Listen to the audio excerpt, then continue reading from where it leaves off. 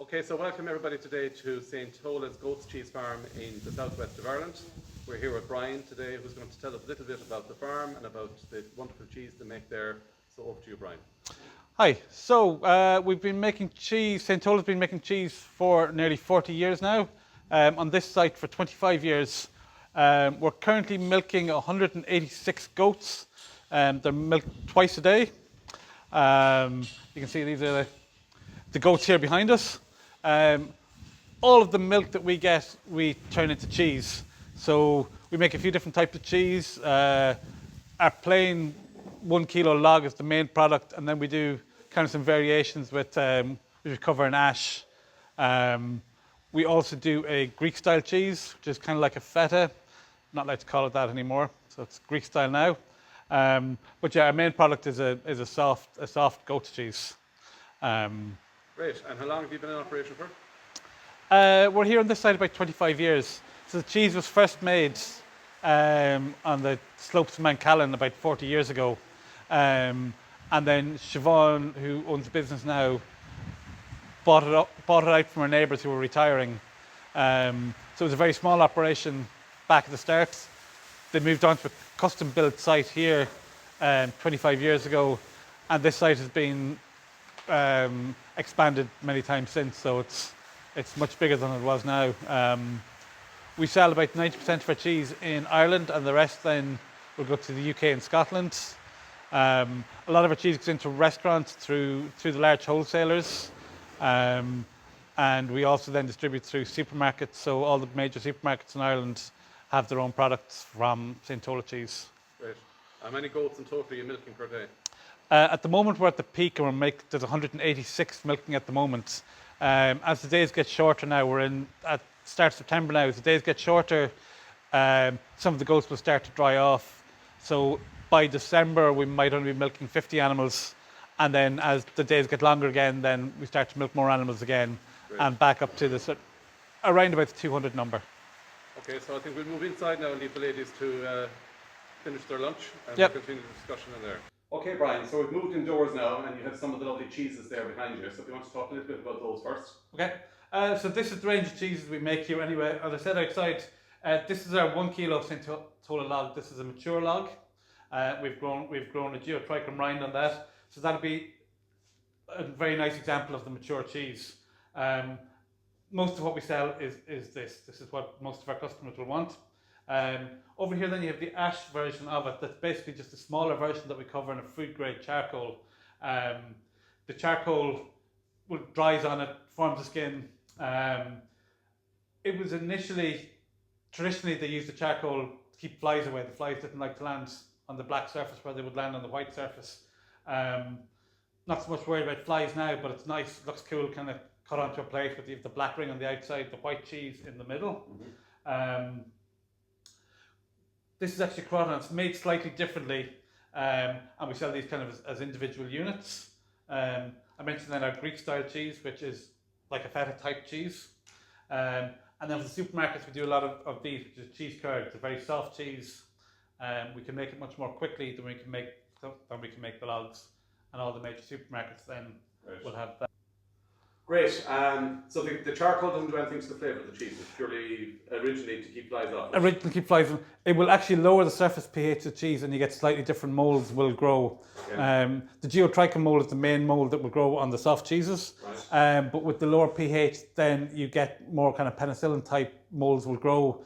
They will change the flavour of the rind. It also locks in moisture, so you have a moisture cheese inside.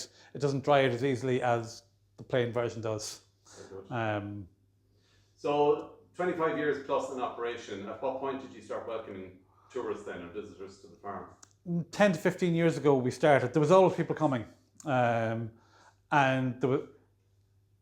15 years ago there was no organisation to it.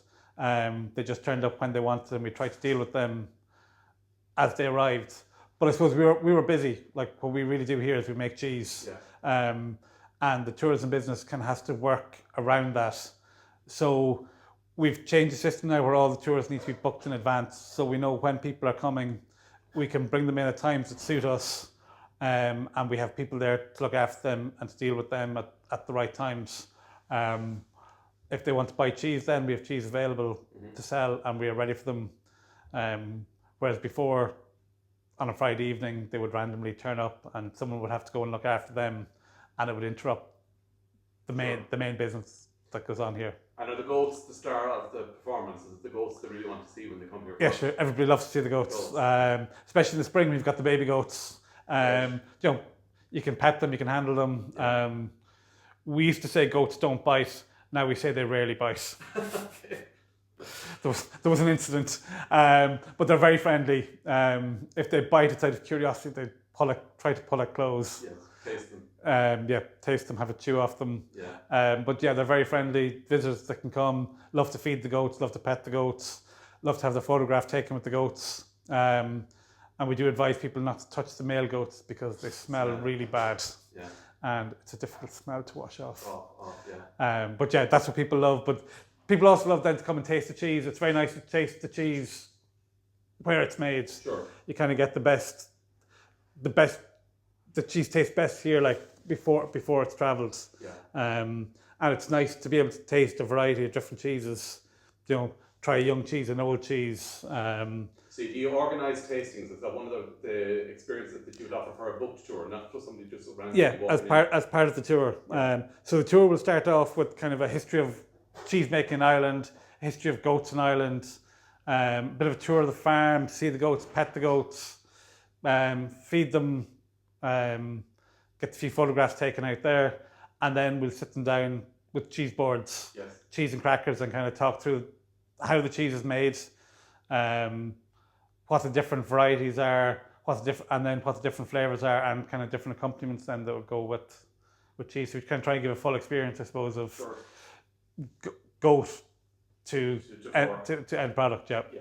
And over the years, have you refined that a little bit? Do you find, has it been a sort of a learn as you go process where now you have it down to a fine art?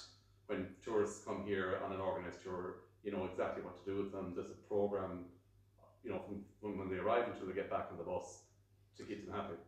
Yeah, there's a plan in place. Like we know, do this first, do this, and it follows that routine. The explanations they get, we don't run off a script here. People aren't getting the same thing every time.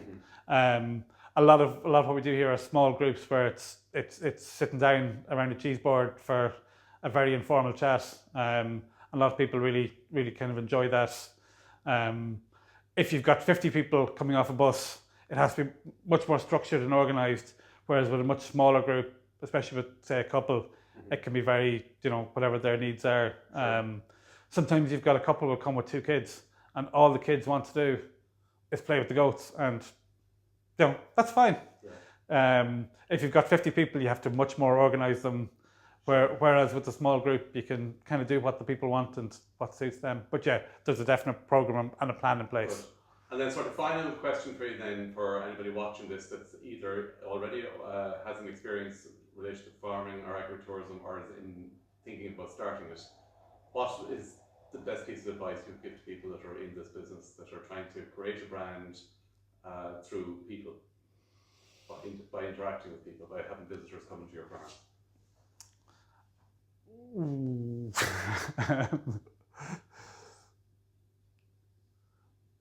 I suppose, in essence, what's working well here for you? What kind of comments are you getting from visitors? What is it that they like about visiting St. Tola? The really positive comments we get here are from the really small groups. People love kind of a real personal, individual, like that. What I was saying about sitting down at a table and having a cheese board and having a chat and an interaction with the local farmers. Like people who come seem to really enjoy that. And it's something which has been working well here, and we're doing kind of much more of those small groups. Say that a couple will come they'll have their own driver and they'll come here. I suppose to summarise it, it's an intimate experience and it's an authentic one. They're meeting the cheesemakers. They're meeting the goats from which the milk comes. They're getting to taste it here on site where it's actually made, and that's essentially what they appreciate. That's what they like, as opposed to buying it in the shop and not having an idea where it comes from. Exactly. Yeah. Great. Thank you so much, Brian, for all your time. Great to have the conversation with you today.